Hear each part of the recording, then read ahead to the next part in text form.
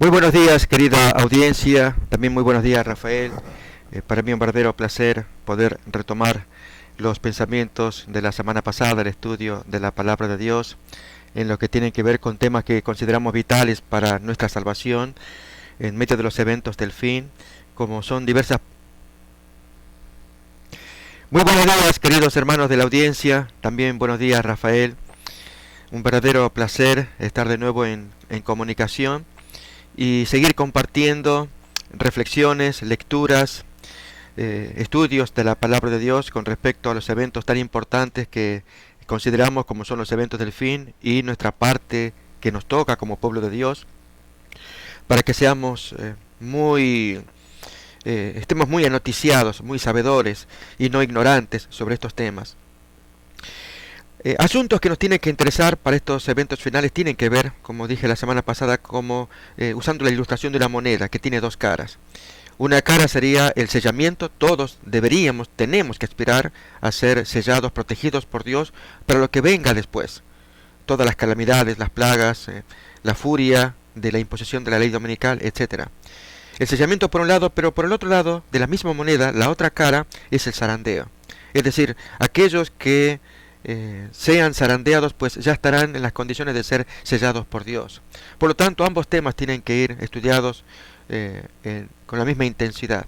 Junto con ello, Dios producirá su fuego, es decir, enviará su poder para que se produzca un revivamiento, por el cual tenemos que orar todos los días cada uno de nosotros, a fin de que luego se verifique la reforma, la necesaria reforma de un pueblo que ha cambiado sus hábitos de pensamiento, de acción, de deseos, de intenciones, de imaginaciones incluso, para que reflejemos la voluntad de Dios. En este caso, yo continuaré con las lecturas que tuvimos la semana pasada respecto del zarandeo, no sin antes basarnos en el texto bíblico.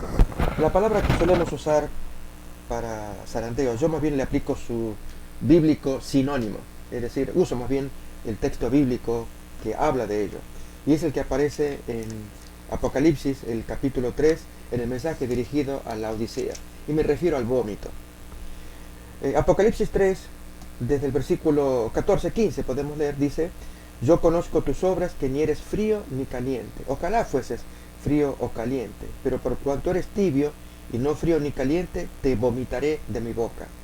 Porque tú dices, entonces aquí aparece esta contraparte entre el enfoque personal, entre lo que creemos nosotros que somos, cómo estamos, que creemos que estamos bien, y la forma en cómo Dios nos ve. Y feliz el hombre, la mujer que tiene el discernimiento del Espíritu Santo. Ello forma parte del tercer remedio de parte de Dios para que se cure los laodicenses, y es que tenga discernimiento, el colirio espiritual, para que logre ver cómo está el individuo, como le ocurrió a Isaías en el capítulo 6. Allí, cuando tuvo el privilegio de contemplar la visión de Dios, cuando descendía allí al templo, capítulo 6, versículo 5, él dice: ay, que soy hombre muerto, inmundo de labios, que habito en medio de gente con labios inmundos. La primera característica de Isaías, en consecuencia de los laodicenses, es que Dios nos ve con labios sucios. Esto hace referencia a dos textos. Uno, el de Apocalipsis capítulo 14, cuando se habla de las características de los 144.000. En el versículo 5, la última característica es: y en ellos no se ha hallado mancha en sus bocas. Y sus bocas son limpias porque no se ha hallado mancha. Y también Santiago capítulo 3, que el que domina su lengua es perfecto porque es capaz de dominar todo el cuerpo. A través de la lengua botamos muchas cosas que tenemos en la mente. Ya Jesús lo dijo en Mateo 15, que lo que contamina al hombre no es lo que entra de comida, sino lo que sale. Y del corazón salen, bueno, cuántas cosas feas, ¿no? Y salen y se expresan por medio o de los ojos o también de la boca, ¿no? Son los vehículos principales de la expresión de la naturaleza pecaminosa. Entonces, al decir Isaías capítulo 6 que era inmundo de labios, allí Dios le cura por medio de un ángel que toma un carbón encendido y le pone en los labios, y Dios pronuncia la sentencia: tú ya eres limpio. Y a continuación Dios da la orden: ¿y quién irá por nosotros? ¿Quién va a predicar? Inmediatamente, como resorte, Isaías responde: aquí estoy yo quiero ir. Y luego entonces en ese texto aparece que Dios le dice, yo te voy a mandar a un pueblo, pero ellos oyen pesadamente con sus oídos, ven, su corazón está engrosado, en fin, describe la situación de un pueblo similar a como era Isaías, pero ahora Isaías tiene visión o discernimiento espiritual. Dios lo ha bendecido, le ha limpiado, y él puede ver la diferencia entre lo que era antes y lo que es el pueblo actualmente, como era él hasta antes de la curación de parte de Dios. Así también en el tiempo del fin. Si no logramos ver nuestro estado, el estado de la amenaza del vómito, esa expresión es muy desagradable, no nos gusta usar esa palabra, pero es la que Dios usa, a punto de ser vomitados, porque y entonces ahí viene esa condición de creernos que estamos limpios, sanos, buenos, y entonces Dios revela cómo estamos, ¿no? Entonces leo el texto que dice, porque tú dices, en Apocalipsis 3:17, yo soy rico y me he enriquecido y de ninguna cosa tengo necesidad, y no sabes que tú eres un desventurado, un miserable, un pobre, ciego y desnudo. Y al darle los 3 remedios a continuación, ahí Dios le provee aquellas cosas que realmente lo hacen rico, que realmente lo cubren para que no aparezca desnudo, realmente le proveen sanidad en los ojos para que pueda ver, y no como el hombre mira las cosas. Entonces, estos textos que voy a leer ahora, respecto del zarandeo y también del sellamiento, si alcanza el tiempo, tienen el propósito de provocarnos, de desafiarnos, de dejar esa falsa seguridad en la que estamos metidos, por la que creemos que estamos bien. E incluso cuando se habla, permítanme dar un ejemplo. Prefiero a veces usar ilustraciones para que la mente logre captar, así como hacía Jesús con sus parábolas, el fenómeno grave en el que estamos viviendo. Y es el caso de los aniversarios de las iglesias, cuando se invitan a celebrar el 20 aniversario, el 25, el 30 aniversario de cualquier iglesia, ¿no? Y entonces los hermanos van, se hacen las fiestitas, se preparan comidas, vienen los pastores que pasaron por esa iglesia. Entonces cuando nos reunimos todos y pareciera un momento de alegría, yo confieso, yo no siento esa alegría, siento exactamente lo contrario. Y creo que lo habré contado acá, pero lo voy a reiterar por si hay hermanos que no lo han escuchado. La experiencia que tuve en Glendora, hace unos años atrás, creo que fue por el 2013, cuando se celebraba el 30 aniversario de esa iglesia. Y entonces me acordaba del sermón que dio el pastor Ted Wilson por aquel tiempo, celebrando el 150 aniversario del surgimiento de los adventistas como organización, 1863. Entonces él, en su sermón, dijo, cada vez que celebramos los cumpleaños de los aniversarios, más bien celebramos nuestra derrota. Y entonces hizo pensar lo que él quiso decir. Y déjenme ilustrarlo. Cuando celebramos la quinceañera de una muchachita joven, bonita, los papás, los parientes, los amigos, nos ponemos contentos. Ella despierta la vida, hay muchas expectativas con la joven. A veces se invita a un pastor y puede dar palabras de reflexión, una buena oración, bonito, ¿sí? Pero cuando esa misma muchacha, soltera, va a celebrar ahora ya sus 50 años, es un poquito diferente. Si celebra sus 60 años y sigue soltera, ya la muchacha aquella preciosa de los 15 años no es la misma.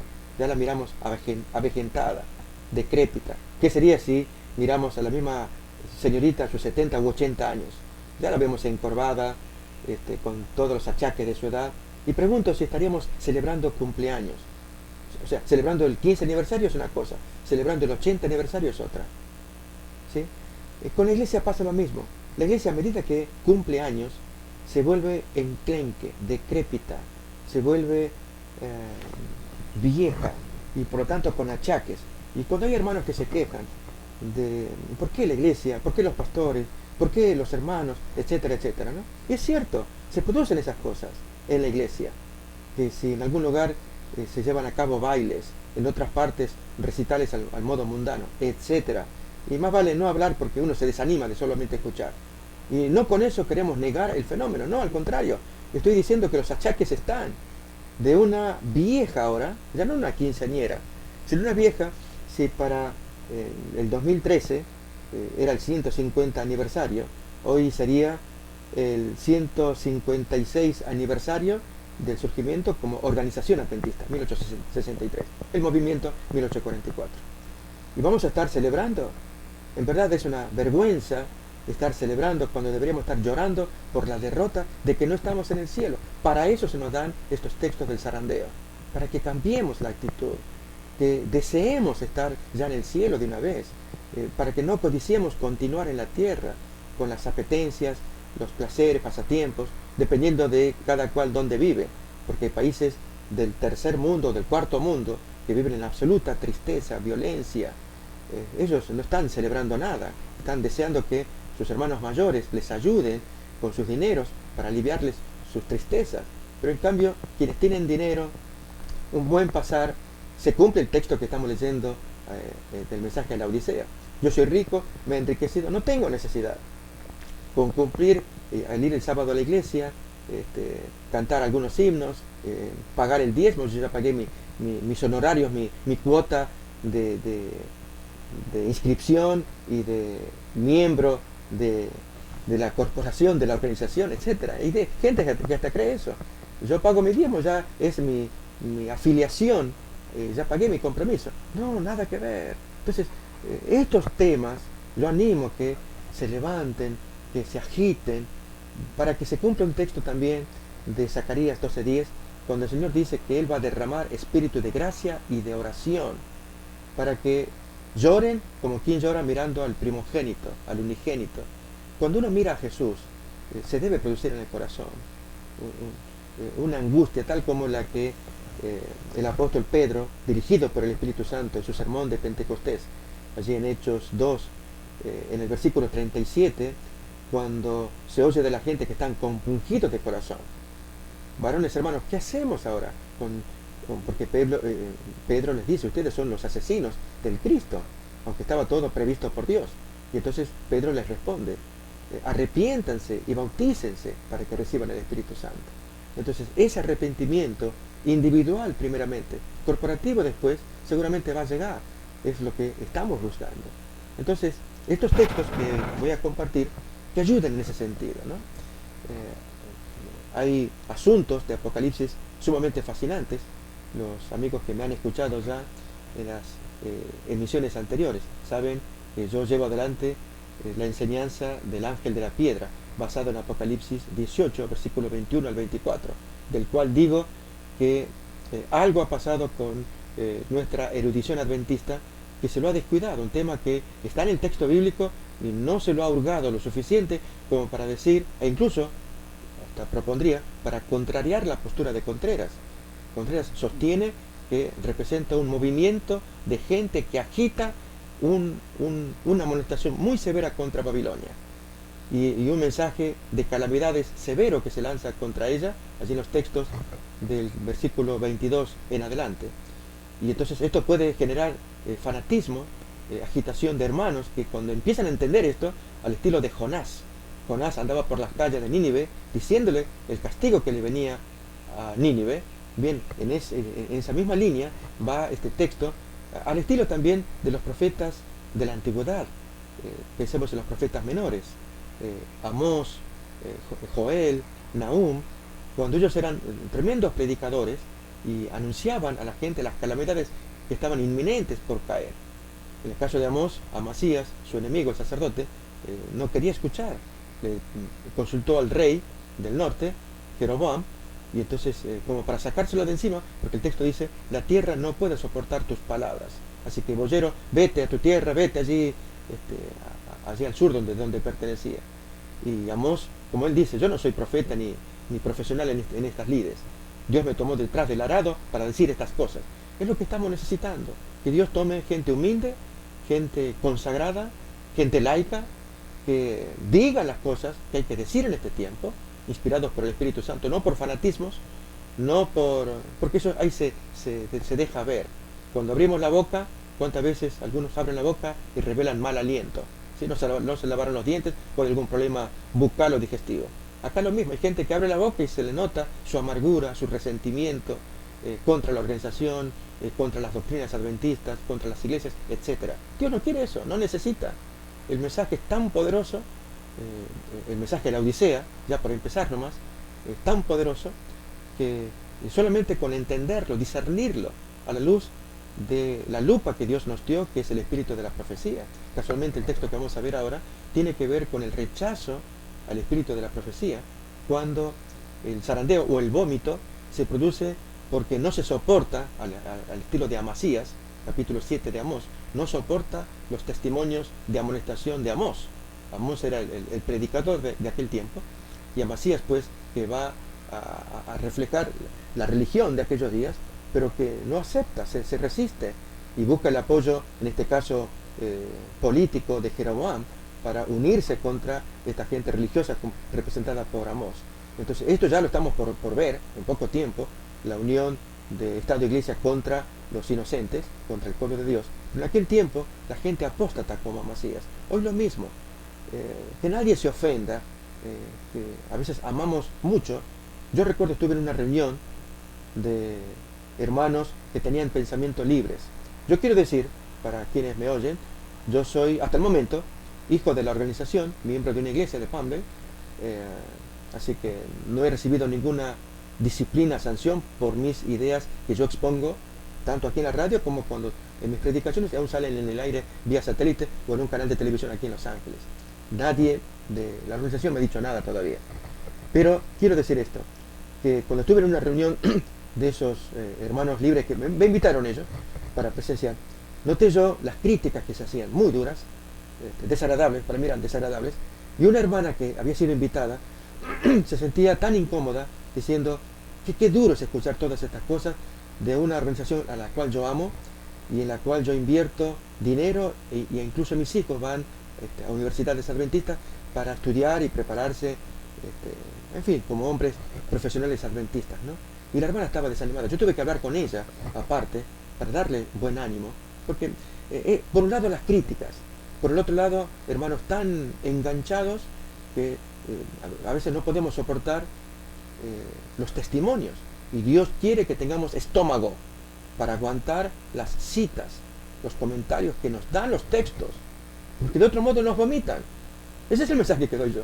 Entonces, que no seamos tan soberbios, tan exitistas del éxito, que el movimiento triunfará, lógicamente, yo creo, pero del movimiento van a quedar unos pocos.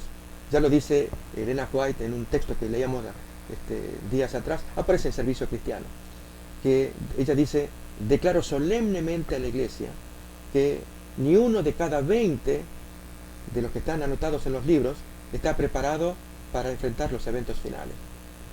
O sea, si hacemos números de 100 miembros en una iglesia, solamente 5 la hacen.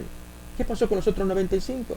Quedan fuera. Es terrible el pensamiento. Y sobre todo porque ella dice, digo solemnemente lo que va a decir. Por lo tanto, debiéramos prestar atención. Estas son las exhortaciones previas que quiero hacer. Leo entonces a continuación esta cita que dice: pregunté cuál era el significado del zarandeo que yo había visto y se me mostró que lo motivaría el testimonio directo que exige el consejo que el testigo fiel dio a la iglesia de la Odisea. Moverá este consejo el corazón de quien lo reciba y lo inducirá a exaltar el estandarte y a difundir la recta verdad. Algunos no soportarán este testimonio directo, sino que se levantarán contra él, y esto es lo que causará un zarandeo en el pueblo de Dios. Notamos entonces que el zarandeo es el rechazo al testimonio, el testigo fiel que lanza contra la Odisea. Rechazar ese mensaje. Si el texto dice, tú eres un miserable, pobre, ciego, desnudo, uno lo oye, pero cuando lo ponemos a la luz de la lupa de los testimonios del espíritu de la profecía, lo que significa ser un miserable, pobre, ciego, etc., allí se agranda demasiado, como típico de la lupa, que agranda el mensaje y lo hace difícil de digerir. Y es lo que todos estamos necesitando, que primeramente seamos humildes para aceptar, reconocer los testimonios del espíritu de la profecía, es decir, los testimonios de Elena White, no avergonzarnos de ello. Hay hermanos que se ofenden cuando se los leen aún desde el púlpito. Es cierto que debemos ser cuidadosos de no enfatizar tanto. Yo les cuento, amigos, estoy dirigiendo mis pláticas en las noches, allí por el canal de televisión de acá de Los Ángeles, TV Latino, Visión 20.20, se llama así el canal, ¿no? Y entonces en las noches, toda la noche de 8 a 9, mi serie se llama Descubriendo al Mesías de las Profecías. Y recibo llamadas telefónicas, cosa que lógicamente aprecio. Hay un teléfono para de la producción al cual llaman los amigos diciendo sus impresiones. Uno de los testimonios me dijo, una dama, me dice, ¿usted conoce a fulano? Mire, de vista, no conozco nunca, tuvimos o una vez una charla, pero no personalmente. Porque citan demasiado el libro rojo. Usted no. Usted pone los textos bíblicos y, bueno, se me abre la mente. Yo no lo había visto así, de esa manera, etcétera, ¿no? Y entonces, yo amo los libros rojos. Esto lo digo para que todo el mundo sepa. Amo los libros rojos. Leo los libros rojos. Pero a la hora de predicar debo ser cuidadoso. Y sin embargo, deben ponerse esos testimonios del Espíritu de la Profecía a conocimiento de los hermanos. Ya sea en sermones, o en seminarios, o en lecturas devocionales, de modo que todos seamos animados. Y tan fácil tener todo el material en un celular. Es demasiada la comodidad como para que lo descuidemos. Entonces, si acá el texto nos está diciendo que el zarandeo se va a motivar porque hay gente que va a rechazar ese testimonio directo del testigo fiel que da un mensaje a la Odisea. Y yo le agrego que lo da con la lupa adicional. Entonces uno no aguanta la lupa. No aguanta que ahí se nos diga, mira, te voy a enseñar qué significa ser ciego. Y ahí nos pone la lupa, un testimonio del Espíritu de la Profecía, y ahí nos dice, esto es lo que es. Y hay textos muy llamativos, algunos que dicen, por dar una ilustración además, que aunque uno guarde el sábado, si todavía tiene orgullo en su corazón, o tiene lujuria, no va a recibir el sello de Dios. Y esto nos tiene que despertar. Muchos de nosotros nos confiamos en que somos campeones de la defensa de la ley de Dios y del sábado, y descuidamos muchos otros asuntos que son tan vitales. Voy a dar un ejemplo.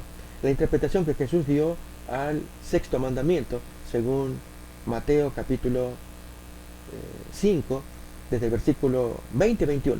En el 20, allí dice, si vuestra justicia no fuere mayor que la de los escribas y fariseos, no entraréis al reino de los cielos. Lógicamente uno oye y piensa, ¿qué tengo que hacer más que lo que hacen los escribas y fariseos? No era tanto cantidad, sino la calidad de la acción. Y da un ejemplo a continuación, versículo 21, 5:21. Porque oíste que fue dicho, no matarás, y cualquiera que matare será culpable de juicio. Pero yo te digo, tú le llamas necio a tu hermano, te enojas contra tu hermano, le llamas fatuo, estúpido, ya está, ya tronaste. Aún agrega más. Si vienes a la iglesia para traerme la ofrenda y te acuerdas que tu hermano tiene algo contra ti, no quiero la ofrenda, no quiero tu alabanza, no quiero tu exposición de la lección, no quiero tu sermón. Vete, reconcíliate con tu hermano. Y luego que te reconcilies, vuelve y entonces sigue con tu ofrenda. Porque si no lo haces, y entonces ahí aparece muy severa la amonestación.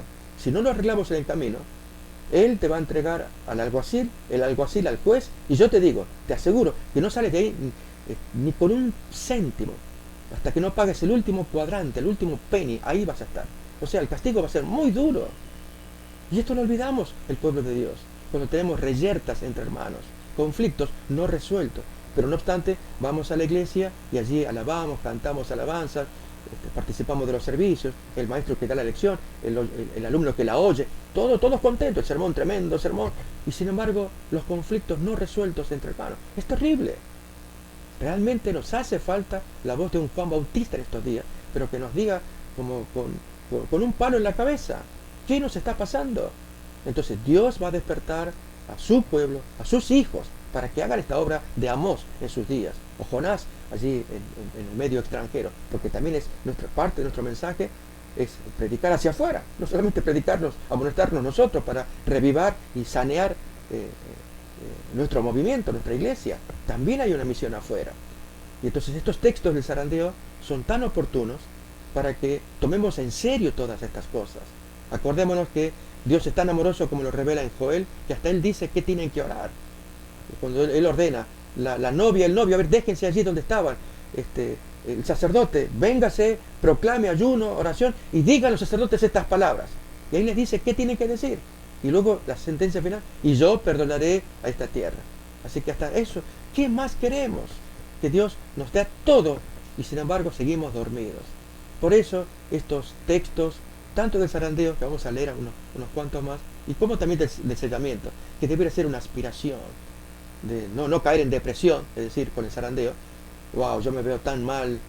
Acordémonos de la experiencia de Isaías. Lo voy a leer. Dijimos que era el capítulo 6 de Isaías, que incluso parte de esa porción Jesús la retoma en Mateo 13. Vamos a leer también eso para que sea de provecho espiritual. Estamos entonces en Isaías capítulo 6. Leemos lo siguiente, desde el versículo 1. En el año que murió el rey Usías, vi yo al Señor sentado sobre un trono alto y sublime, y sus faldas llenaban el templo. Por encima de él había serafines, cada uno tenía 6 alas, con 2 cubrían sus rostros, con 2 cubrían sus pies, y con 2 volaban. Y el uno al otro daba voces diciendo: Santo, Santo, Santo, Jehová de los ejércitos, toda la tierra está llena de su gloria. Y los quiciales de las puertas se estremecieron con la voz del que clamaba, y la casa se llenó de humo. Entonces yo dije, ahora viene la experiencia de Isaías, y esta es la experiencia que todo adventista, todo cristiano debe tener cuando recibe visión de Dios o discernimiento de Dios. Si no tenemos ese discernimiento, seguimos dormidos. Que Dios nos ayude a despertarnos. Algunos se despiertan a veces por medio de tragedias, dramas, un golpe en la vida muy severo, por el cual entonces clama a Dios. Otros se despiertan con otras situaciones. Quiero hacer una ilustración. Yo visitaba cuando era jovencito un cementerio adventista, y entonces allí estaba una mamá limpiando el féretro, y entonces comenzamos a charlar con ella, y ella me dice, yo hacía poco me había bautizado, y estaba extasiado mirando las lápidas, las leyendas de las lápidas, sentencias tales como: querido esposo, te esperaremos en la mañana de la resurrección, aquí tu esposa y tus hijos, que te extrañamos.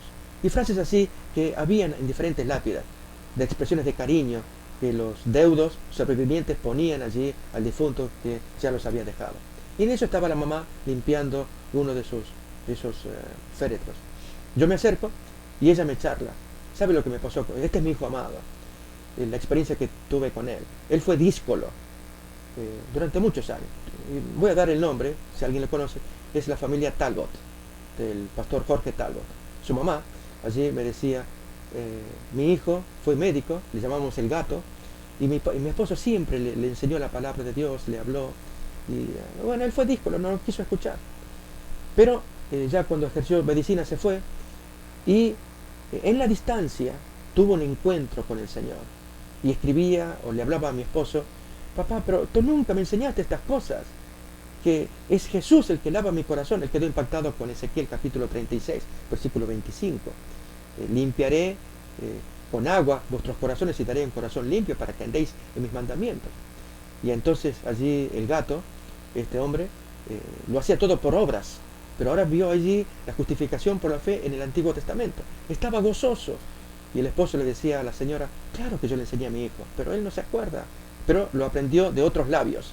Lo cierto es que a los días él se mata en un accidente. Y entonces allí trajeron el cuerpo, y la mamá pues llorando, extrañando a su amado hijo. Pero entonces feliz ella, porque decía: yo sé que mi hijo va a heredar la mañana de la resurrección, porque él creyó. A último momento, pero él creyó. Nos contaba el testimonio, la alegría que tenía. Con esto quiero decir, amigos, que hay diferentes formas en que uno despierta. Dije con dramas. En el caso de este joven fue un sermón o lecturas en que vio el plan de salvación de un modo distinto de cómo lo había aprendido de su familia. Sea la manera que fuere, Dios quiere que despertemos, como Isaías que estoy leyendo acá.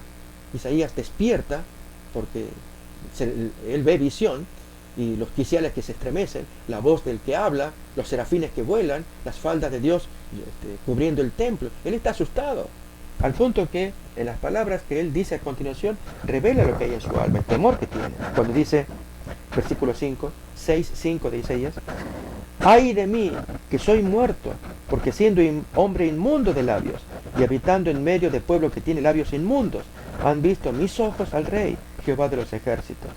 Y voló hacia mí uno de los serafines, teniendo en su mano un carbón encendido, tomado del altar con unas tenazas, y tocando con él sobre mi boca, dijo, he aquí que esto tocó tus labios y es quitada tu culpa. Le tocó la parte que más él sentía, la pecaminosidad, que eran los labios.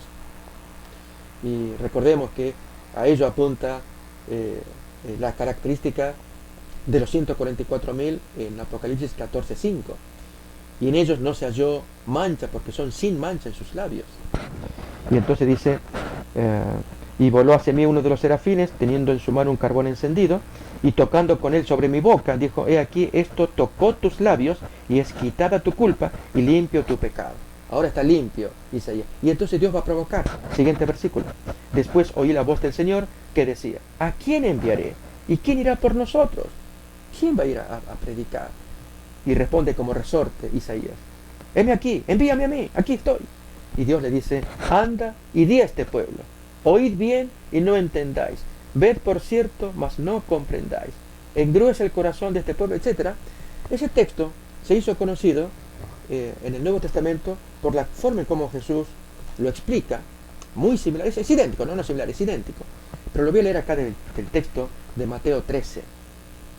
Y esto digo a los hermanos de la audiencia, amigos, Dios está haciendo lo mismo. Se está moviendo en medio de un pueblo embrutecido, con todo el respeto de la palabra, para que nadie se ofenda. Pero estamos así. Se nos habla y seguimos necios porque ya estaba profetizado. Leo. Mateo 13, versículo 10 en adelante, leo así. Acercándose los discípulos, le dijeron, ¿por qué les hablas por parábolas? Él responde, porque a vosotros os es dado saber los misterios del reino de los cielos, pero a ellos no les es dado. 13. Por eso les hablo por parábolas, porque viendo no ven, oyendo no oyen ni entienden. De manera que se cumple en ellos la profecía de Isaías, que dijo, justamente el texto de Isaías capítulo 6, versículo 9-10, que estábamos por leer, lo leemos acá, en la versión de Jesús. De oído oiréis y no entenderéis, y viendo veréis, pero no percibiréis. Porque el corazón de este pueblo se ha engrosado, y con los oídos oyen pesadamente, y han cerrado sus ojos, para que no vean con los ojos, y oigan con los oídos, y con el corazón entiendan, y se conviertan, y yo los sane. Pero bienaventurados vuestros ojos porque ven, y vuestros oídos porque oyen. Es decir, Jesús hace un contraste entre sus discípulos y toda aquella generación que tenía el corazón engrosado, los oídos tapados de ser espiritual. No entendían. Eso no puede producirse en nuestros días. De allí la amonestación.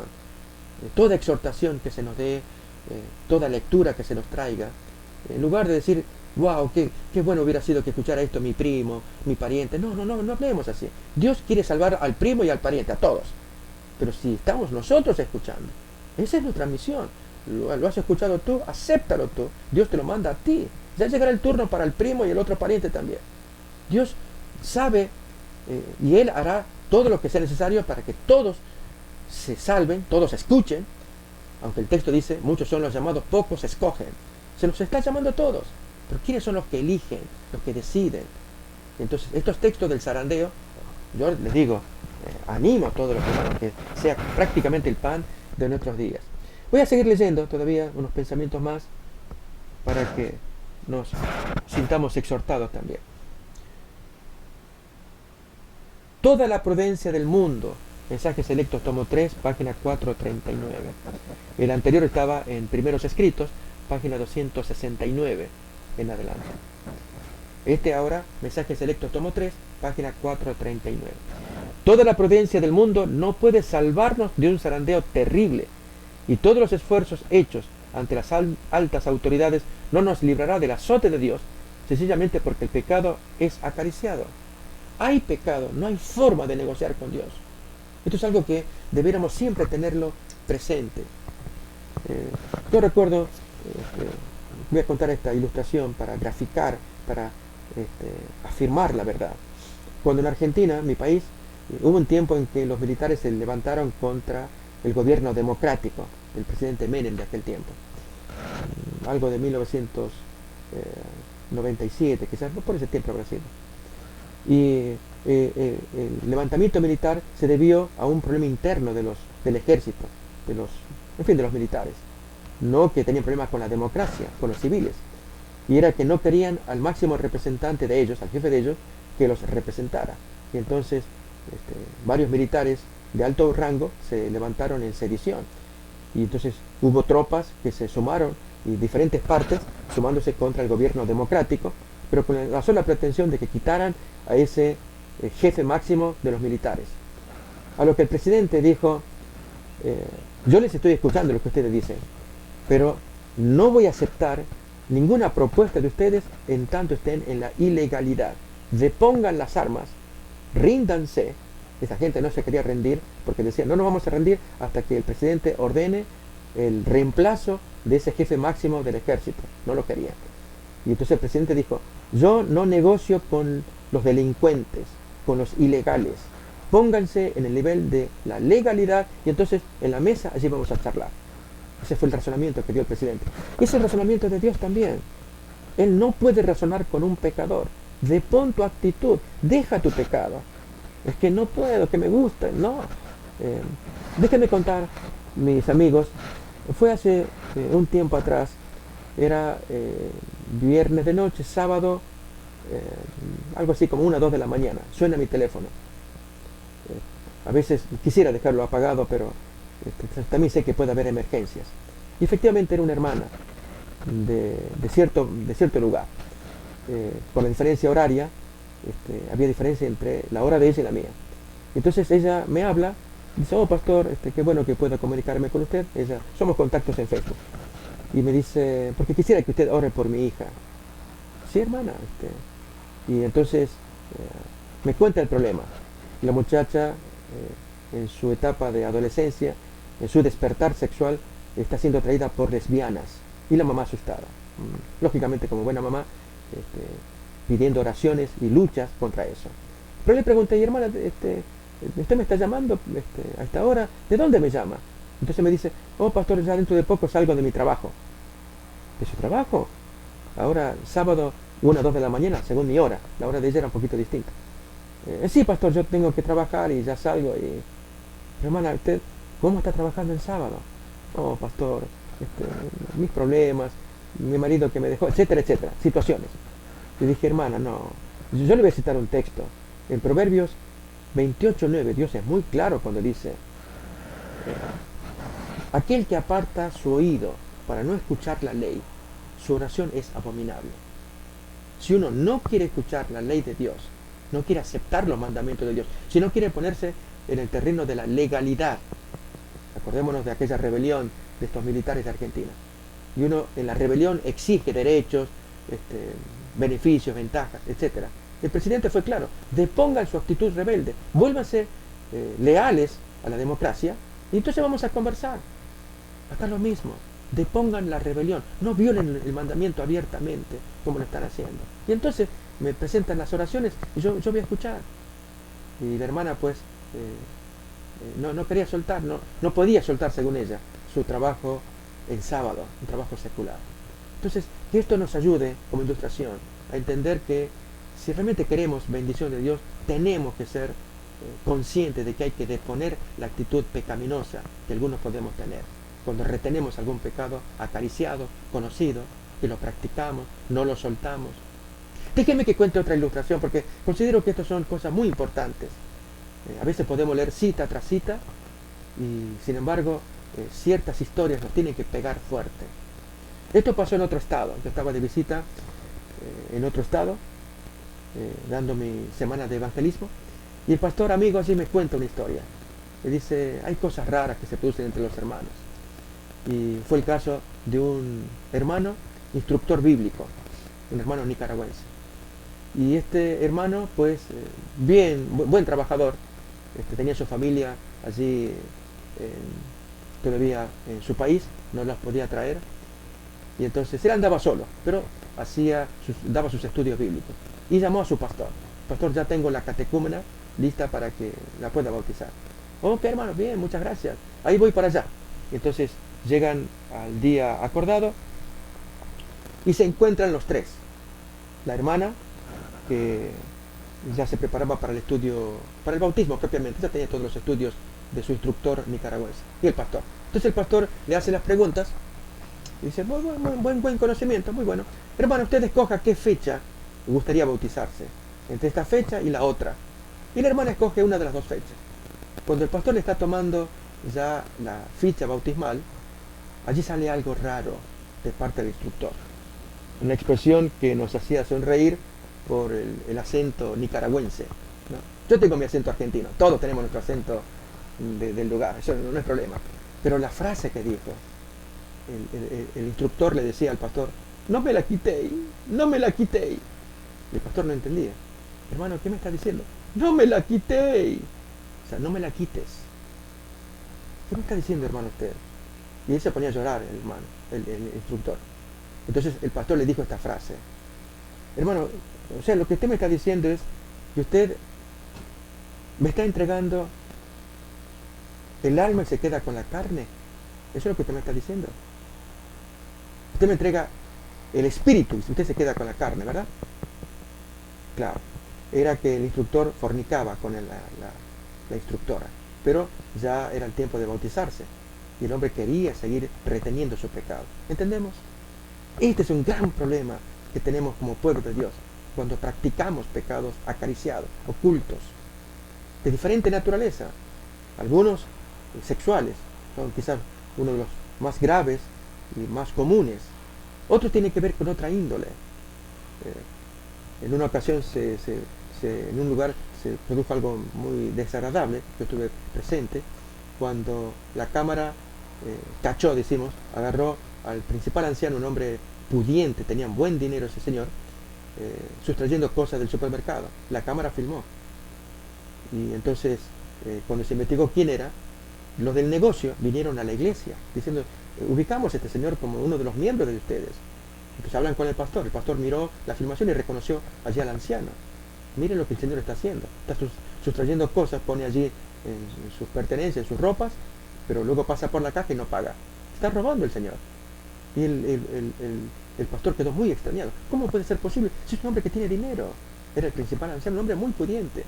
Entonces junta la junta, charlan del tema y el anciano se puso a la defensiva. Buscar a todos los hermanos que no venían a la iglesia, que lo apreciaban a él, y se hizo una junta administrativa. Y fue tan desagradable. El pastor amigo me contaba, no pude llevar adelante la disciplina porque buena parte de la población allí de la iglesia creía en el testimonio de que era falso, que el Señor allí en el video era otra persona. Entonces, cuando hacemos estas cosas, hermanos, yo solamente exhorto con estas historias, que son reales, que yo las viví, que de una vez depongamos, porque nos van a vomitar. Algunos son fieles hermanos, que están ellos orando, estudiando, ayunando. Acordémonos que esa gente son los que recibirán el sello de Dios, según cuenta Ezequiel 9:4, cuando ya se envía a los ángeles destructores, pero antes Dios separa al sexto ángel, que tiene el tintero de escribano, vestido con ropa talar, que llega hasta los talones, vestido de lino, dice allí el texto. Y la orden que dice, vete por la ciudad y ponles una señal a todos los que gimen y claman a causa de las abominaciones que se producen en Jerusalén. Y a los otros 5 les dice, y ustedes vayan detrás de él y maten a toda la gente. A todos. No tengan respeto, sus ojos no perdonen ni a mujer, ni a anciano, ni a niño. Mátenlos a todos, pero no toquen a la gente que tiene la marca en la frente. O sea, el sello protector. De eso trata el sellamiento, que es el otro tema también que quisiera compartir. En Apocalipsis 7, cuando se trata este tema, yo quiero contar que en cierta ocasión tuve charla con algún pastor amigo y saqué este tema de Apocalipsis 7 conectado con Ezequiel 9. Este pastor desconocía. ¿De dónde sacaste eso? Pero fíjate la relación. No, estaba sorprendido. Nunca lo había visto así. Y yo me sentí triste, porque a veces puede eso revelar el grado de conocimiento de nuestros líderes, y algunos son muy buenos, consagrados, estudiosos, gastan su tiempo, otros no, gastan tiempo en otras cosas, pero al momento de presentar la verdad tiene que ser contundente, porque el hombre tiene que estar preparado para guiar a su pueblo, para enseñarle. Y en este caso, Apocalipsis 7 absolutamente está conectado con Ezequiel 8 y 9, el ensellamiento, y es que Dios pone un sello en la frente a los que gimen y claman a causa de las abominaciones que se están produciendo. Gimen y claman es una cosa, pero andar chismeando es otra. Cuando a veces nos enteramos de los pecados de alguien, y entonces allí los hermanos toman el teléfono y llaman uno al otro. ¿Sabes una cosa? No sé si tú te enteraste lo que pasó con fulano, o pasó con el pastor, lo que pasó con el tesorero, etcétera, etcétera. Cuando andamos en esa onda, ni soñemos que nos van a dar el sellamiento, la protección en la frente. Por eso es urgente la preparación, la consagración, abrir los ojos, tal como Isaías en el capítulo 6, cuando él dice: yo habito en medio de gente que está en la misma condición que yo. No lo habían visto así a Dios. Por eso el zarandeo es un tema sumamente importante que debiéramos preocuparnos en leerlo, estudiarlo, orar, ver cómo Dios nos mira, que eso es lo más importante. Fijémonos que en la revelación de Isaías 6, cuando Dios permite el privilegio de Isaías, que él pueda contemplar, la reacción inmediata de Isaías es: inmundo de labios, hombre, que soy muerto, yo me muero con esto. Le pasó a Daniel capítulo 10 lo mismo, que quedó como muerto de luego de contemplar al Hijo de Dios en Daniel capítulo 10. En Juan también lo mismo en Apocalipsis capítulo 1. Es decir, cuando tenemos contemplación de Dios, que Dios permite semejante cosa, alguien diría: bueno, pastor, pero esa es una contemplación física y hoy no tenemos ese privilegio. Más vale que no lo tengamos, que tengamos esta contemplación espiritual de los textos. A través de los textos empezar a ver a Dios como Él nos ve, tal como el mensaje de la Odisea. Y tú no te das cuenta de que tú eres, y dice cómo Él nos ve. Y esto es lo que estamos necesitando. Entonces estos textos nos ayudan muchísimo para apreciar el mensaje del Señor. Y otra vez unos muy poquitos textos a continuación. La palabra de Dios expresa claramente que su ley será escarnecida y pisoteada por el mundo. Existirá un extraordinario predominio de la iniquidad. El mundo protestante profeso formará una confederación con el hombre de pecado, y la iglesia y el mundo mantendrán una corrompida armonía. La gran crisis está a punto de sobrevenir sobre el mundo. Las escrituras enseñan que el papado recuperará su supremacía perdida y que los fuegos de la persecución se reavivarán por efecto de las concesiones contemporizadoras del así llamado mundo protestante. Estos textos y estas ideas son conocidas para el pueblo de Dios, y es que hablamos del avance del enemigo. Y tanto que cuando salen estos temas, hay hermanos que ya se aventuran a poner fechas o proponer fechas, que si la ley dominical llega en tantos meses, etcétera, etcétera. Ustedes saben que hasta hace poco tuvimos un líder conocido que proponía fechas con unas teorías de tipología que él traía. Y sin embargo, estamos pasando los meses y seguimos. Entonces eso hace daño. Poner fechas siempre hizo daño, lo va a hacer. Hay citas contundentes también del espíritu de profecía, en que se prohíbe poner fechas. Pero en lugar de andar mirando cómo avanza el enemigo, la cita acá nos muestra el avance del papado, la corrupta armonía entre el papado y el mundo protestante, debiéramos prestar atención a nosotros, ver cómo estamos como pueblo, internamente. Es decir, si estamos a la debida altura de los privilegios que Dios nos dio, con tanta revelación. De modo que entonces el pecado ya no campea tan fácilmente, tan libremente, aún en nuestras iglesias. Se nota, por dar un ejemplo, los sábados al mediodía, y solamente voy a hablar del sábado porque la semana nadie nos ve y quién sabe la vida de cada cual. Pero hablemos del sábado al menos. Allí nos reunimos para comer al mediodía y las conversaciones seculares que se oyen, risas inapropiadas, en fin, que no reflejan la santidad del día.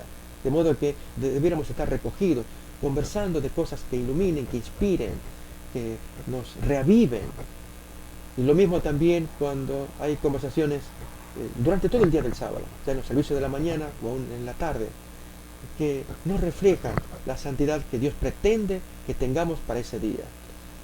Realmente necesitamos si yo sugiriera, un pre-zarandeo, pero buen, como decimos en mi país, un cinto que nos dan en las nalgas, bien dado, para ver si despertamos, antes que nos den el cintazo definitivo, donde no sé si habrá un pre-cintazo, un pre-cinto o pre-nalgada, no, directamente se nos expulsa. Es que no podemos jugar con esto, con los tiempos de Dios. Dios amonesta severamente para que tomemos conciencia, y lo hace con amor.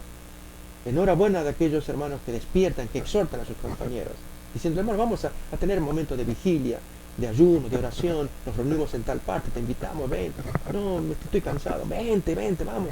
Acordémonos que así en Lucas 14 se nos dice, fuérzalos a entrar, vayan por los vallados, por los caminos, hagan que entren en mi mesa. Nunca debiéramos ceder en el esfuerzo de llamar la atención a nuestros compañeros, cuanto más en la evangelización, aquella gente que necesita escuchar el mensaje. No estoy hablando puertas adentro, de todos los que somos miembros de la iglesia, compañeros, militantes unos con otros, de exhortarnos, fuérzalos a entrar, que se despierten de una vez, para que entonces la modorra de las vírgenes insensatas desaparezca y con tiempo nos proveamos del necesario aceite que todos los necesitamos. Y entonces voy a compartir ahora una muy poquita cita nomás del poco tiempo que tenemos acerca del sellamiento o marca de Dios. Ya hemos leído los textos de Ezequiel 9, recomiendo mucho, Apocalipsis 7 y Ezequiel 9. Vi que la hermana Hastings, quien había fallecido recientemente, estaba sellada y se levantaría al llamado de Dios y se pondría de pie sobre la tierra y estaría con los 144.000. Otro tema sumamente interesante. ¿Quiénes forman los 144.000? Quiero decirles a los hermanos que si bien esto es un tema que lo estudiaríamos quizás en otra ocasión, es que los 144.000 va a estar formada por una buena proporción de gente que falleció después de 1844, para que se cumpla el texto aquel de Apocalipsis capítulo 14, versículo, no solamente el 12, que es el final del mensaje del tercer ángel, sino el 13, y a veces lo hemos descuidado. Allí en Apocalipsis 14:13 leemos: oí una voz que desde el cielo me decía, escribe, bienaventurados de aquí en adelante, esto es, del cierre del mensaje del tercer ángel, o del anuncio del mensaje del tercer ángel, de aquí en adelante, los muertos que mueren en el Señor. Sí, dice el Espíritu, descansarán de sus trabajos porque sus obras con ellos siguen. Felices de esa gente que murió durante el tiempo del mensaje del tercer ángel, porque ellos forman parte de los 144.000. Es el caso de la hermana Hastings. Esta cita aparece en Mensajes Selectos, tomo 2, página 301. Leo otra vez. Vi que la hermana Hastings, o vi que ella, la hermana Hastings, que había fallecido recientemente, estaba sellada y se levantaría al llamado de Dios y se pondría de pie sobre la tierra y estaría con los 144.000.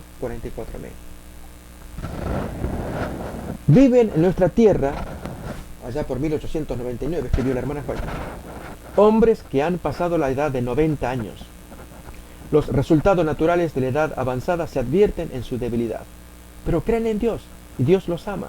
El sello de Dios está sobre ellos y se encontrarán entre el número de aquellos de quienes el Señor ha dicho, bienaventurados de aquí en adelante los muertos que mueren en el Señor. Así que, noten, esta cita aparece en Manuscritos Liberados, tomo 14, páginas 57 y 58. Está hablando de gente que para 1899 ya tenían 90 años y sin embargo van a estar, junto con la hermana Hastings, van a estar con los 144.000. Felices aquellos que de aquí en adelante mueren en el Señor. Es decir, va a haber una gran proporción de gente santa que durante el tiempo de la predicación del mensaje del tercer ángel, desde 1844 en adelante, y murieron, ellos forman parte de los 144.000. Este es un pensamiento solemne, hay citas que compartiríamos, pero lo que importa es que aspirar a formar parte de ese grupo. No sabemos quiénes lo van a formar, pero quienes sean serán los veteranos de guerra. Como dice el texto, ponles una señal a los siervos de nuestro Dios. Ellos han ejercido su ministerio por tiempo, por años, y ahora les llega el turno de ser protegidos. Y terminan su última parte en la tierra, presenciando el castigo de las plagas, sufriendo todo horror allí de con lo que Dios castiga a los pecadores. Los santos son protegidos milagrosamente, y así pueden presenciar para gozo de Dios la venida de Jesús en el segundo advenimiento. Eso es lo que Dios quiere. Dios quiere tener un pueblo allí que pudo desafiar a Satanás, que pudo vencerlo en la tierra, aún incluso sin intercesor. Este es otro tema también que genera debate, si es que los santos pueden ser perfectos en la tierra sin intercesor, sin la intercesión de Jesús. Evidentemente aquí lo están. Pero podemos ser santos ahora. Es que Dios quiere que lo seamos. Pero el pecado está tan metido y necesitamos un zarandeo tan severo para que despertemos de una vez de este privilegio que Dios nos da de formar parte del pueblo con tanta luz que se nos ha dado, pero también la amenaza solemne de que se nos va a vomitar en cualquier momento. Quedamos fuera y nunca más podremos retornar. El sellamiento es seguido por el fin del tiempo de gracia. Esta es mi última lectura.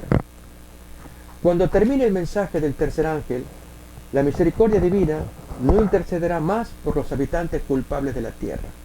El pueblo de Dios habrá cumplido su obra, habrá recibido la lluvia tardía, el refrigerio de la presencia del Señor, y estará preparado para la hora de prueba que le espera. Los ángeles se apuran, van y vienen de acá para allá en el cielo. Un ángel que regresa de la tierra anuncia que su obra está terminada. El mundo ha sido sometido a la prueba final y todos los que han resultado fieles a los preceptos divinos han recibido el sello del Dios vivo.